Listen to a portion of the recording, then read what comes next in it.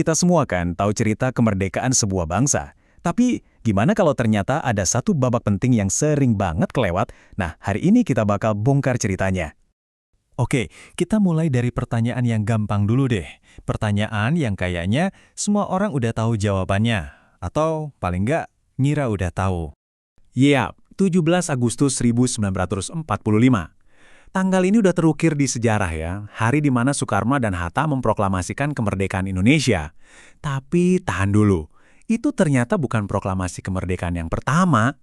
Gimana kalau saya bilang, perjuangan bersenjata dan deklarasi kemerdekaan yang sesungguhnya itu udah terjadi bertahun-tahun sebelumnya. Jauh banget dari pusat kekuasaan di Jakarta. Nah, catat tanggal ini, 23 Januari 1942. Betul, 3,5 tahun sebelum proklamasi yang kita semua hafal. Di Gorontalo, Sulawesi, bendera merah putih itu udah berkibar duluan, dan pekik merdeka udah menggema. Inilah dia, kisah proklamasi Gorontalo. Sebuah aksi keberanian yang, luar biasa, yang terjadi jauh sebelum peristiwa 45. Dan ini kisah tentang pahlawan yang mungkin namanya masih asing di telinga Anda. Coba deh dengerin kata-kata ini. Ini diucapkan 3 tahun lebih awal dari proklamasinya Soekarno loh. Inilah suara Nani Wartabone, tokoh sentral di balik momen bersejarah ini, orang yang memimpin rakyatnya buat merebut kemerdekaan mereka sendiri. Jadi siapa sih Nani Wartabone ini sebenarnya? Kok bisa seorang pemuda dari Gorontalo jadi otak di balik pemberontakan yang sebegitu nekatnya? Well, ceritanya dimulai dari sebuah ironi yang gede banget dari zaman kolonial. Jadi, Wartabone ini tumbuh besar di era politik etis Belanda. Tujuannya sih katanya buat balas budi, buat ningkatin kesejahteraan rakyat jajahan, terutama lewat pendidikan. Tapi, ini lucunya, Belanda nggak sadar kalau dengan ngasih pendidikan, mereka itu malah menciptakan senjata makan tuan. Mereka melahirkan generasi pemikir kritis yang bakal pakai ilmu itu buat melawan mereka sendiri. Dan Nani Wartabone ini bisa dibilang adalah produk sempurna dari ironi tadi. Jiwa nasionalisnya itu udah membara dari remaja. Bayangin deh, dia belajar politik langsung dari Soekarno, bahkan sempat tinggal di rumah Bung Karno. Jelas kan? Dari awal, auranya udah kelihatan, emang ditakdirkan jadi pemimpin. Oke, jadi latar belakangnya udah kuat. Semangatnya udah menyala-nyala. Yang kurang cuma satu, momen yang pas. Dan di tahun 1942, kekacauan Perang Dunia Kedua ngasih dia kesempatan emas itu. Gini ceritanya, di Eropa sana, Belanda udah keok jatuh ke tangan Nazi Jerman. Nah, pemerintah kolonial di Hindia Belanda langsung panik. Mereka tahu banget Jepang sebentar lagi masuk. Jadi apa yang mereka lakukan? Kebijakan bumi hangus. Semua infrastruktur penting, kayak gudang kopra gitu, mereka hancurin biar nggak bisa dipakai Jepang. Aksi panik ini, tanpa sadar, justru menciptakan kekosongan kekuasaan. Tapi Nani Wartabone, dia ngelihatnya beda.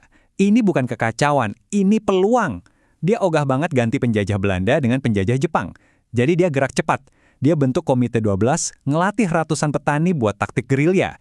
Strateginya udah jelas banget. Kita rebut kemerdekaan sekarang juga, sebelum Jepang sempat datang. Dan akhirnya momen itu tiba, tanggal 23 Januari 1942. Hari di mana semua persiapan matang itu akhirnya meledak dalam sebuah pemberontakan rakyat yang super menentukan. Awalnya cuma 300 pejuang terlatih. Tapi nggak lama, jumlahnya jadi ribuan karena rakyat sipil ikut turun ke jalan. Mereka berhasil loh melucuti senjata tentara dan polisi Belanda. Dan yang paling keren, mereka menangkap semua pejabat kolonial, ada sekitar 15 orang, dan ini yang luar biasa, hampir tanpa pertumpahan darah. Tepat jam 10 pagi, bendera merah putih akhirnya berkibar, dan Wartabone menyampaikan pidato kemerdekaannya yang bersejarah itu. Dan ini bukan cuma sekedar deklarasi simbolis ya. Di hari yang sama mereka langsung membentuk pemerintahan yang berfungsi. Namanya PPPG, Pucuk Pimpinan Pemerintahan Gorontalo, dengan Wartabone sebagai pemimpinnya. Selama beberapa bulan ke depan, Gorontalo benar-benar memerintah dirinya sendiri, sebuah wilayah Indonesia yang merdeka. Sayang banget, kemerdekaan yang diperjuangkan dengan begitu gagah berani ini ternyata umurnya pendek. Waktu Jepang akhirnya datang, harapan buat kerjasama, malah berubah jadi mimpi buruk pengkhianatan. Coba lihat deh, betapa kontrasnya. 3 abad di bawah Belanda, terus ngerasain kemerdekaan sejati di bawah PPPG. Meskipun cuma sebentar. Terus datang Jepang. Janjinya sih pembebasan, tapi realitanya jauh lebih brutal. Ya, intinya cuma ganti tuan aja kan. Nggak sampai 5 bulan setelah merdeka, Jepang membubarkan PPPG. Mereka bikin pemerintahan boneka. Wartabone, yang tentu saja menolak tunduk, akhirnya ditangkap tahun 1943. Dan dia mengalami penyiksaan yang nggak bisa dibayangin di tangan Jepang sampai perang berakhir di tahun 1945. Tapi, disinilah letak luar biasanya kisah Nani Wartabone. Penjara dan siksaan Jepang itu ternyata bukan akhir dari perjuangannya. Semangat orang ini benar-benar nggak bisa dipatahin. Jadi setelah bebas dari penjara Jepang, Belanda datang lagi dan nyuruh dia nyerah. Jelas dia menolak, hasilnya dia ditangkap lagi. 4 tahun berikutnya, dia habiskan pindah-pindah penjara.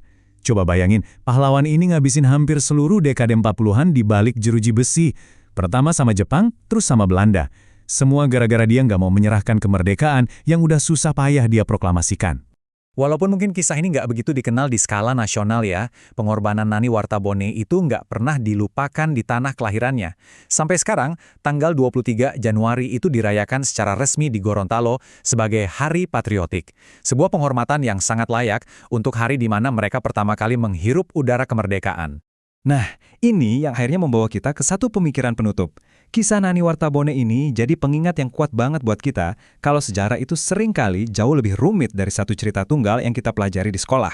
Dan ini bikin kita jadi bertanya-tanya kan, sebenarnya ada berapa banyak lagi sih pahlawan dan cerita-cerita hebat yang terlupakan yang masih terkubur di catatan kaki sejarah dan cuma nunggu waktu buat ditemukan.